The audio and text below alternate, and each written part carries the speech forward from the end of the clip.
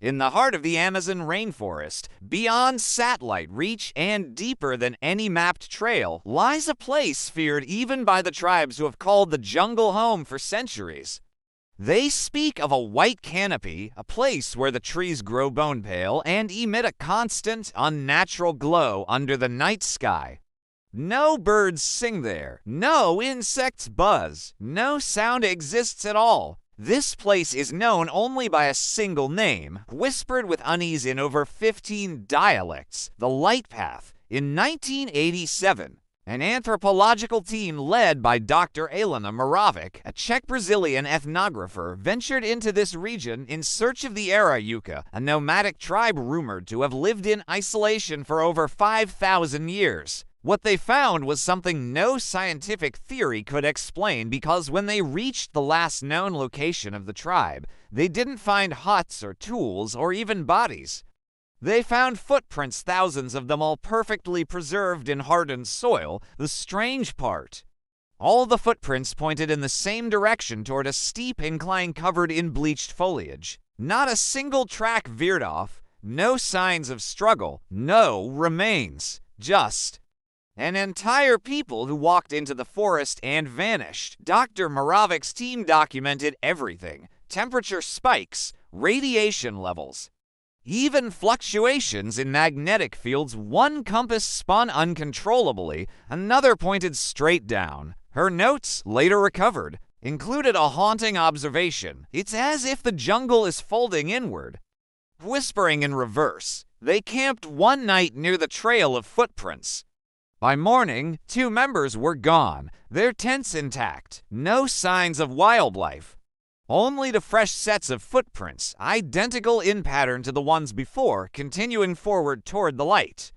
From that moment, the expedition collapsed into chaos. Some left in panic, others grew obsessed with following the trail. Dr. Moravec herself vanished 2 days later.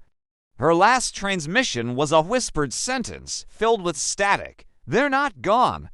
They've crossed." Her words were dismissed as mental collapse due to jungle exposure. But then came the recording's audio, recovered from an abandoned recorder left near the site. The jungle, normally a cacophony of life, was silent. Then came a low hum, rising, layered with unintelligible voices speaking in polyphonic chords, as if multiple people spoke through a single mouth.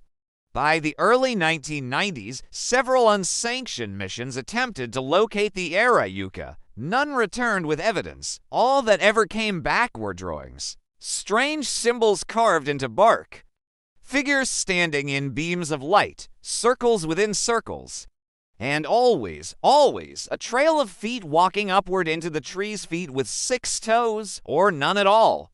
One explorer, Marcos Lira, emerged alone in 1994. He had been missing for 11 years. But he hadn't aged, not one day. His fingernails, hair, teeth all preserved. He spoke perfect Portuguese, but his dialect was backward, every word reversed, yet fluent. When translated, the only thing he kept repeating was, "We were invited." Marcos died 4 days later.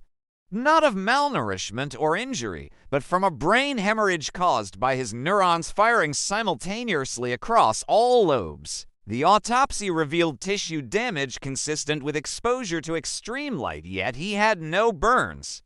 His optic nerves, however, had turned completely black. Satellite imagery of the region remains inconclusive. The area appears blurred, always, like static, like a deliberate smear. Attempts to triangulate coordinates based on Moravec's notes fail every time maps reroute, GPS glitches, and compasses spin. The jungle seems to protect something or someone. But recently, something new has emerged.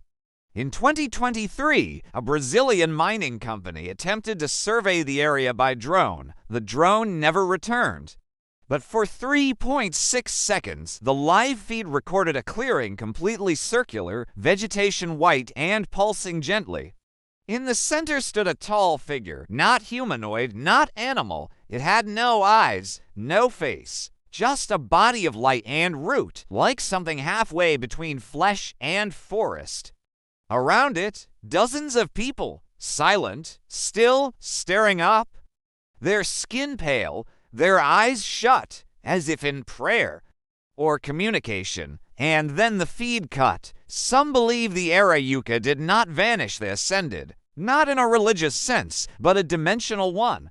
That the jungle hides portals gates left by something ancient, something not from this earth. Others argue they were taken, chosen by an intelligence embedded deep within the ecosystem ascendant biosphere, aware, waiting, and occasionally reaching out. There's a theory that keeps resurfacing in obscure corners of the internet, shared only in encrypted threads, that the light path is not a place, but a signal. That the glowing trees are not just strange mutations, but antennae, and the Arayuka were not lost, they were activated. The jungle holds its secrets. It sings to those who listen. And sometimes, in the quietest parts of night, near the river's edge, you can still see footprints, fresh ones walking toward the white canopy, and behind them, no shadows.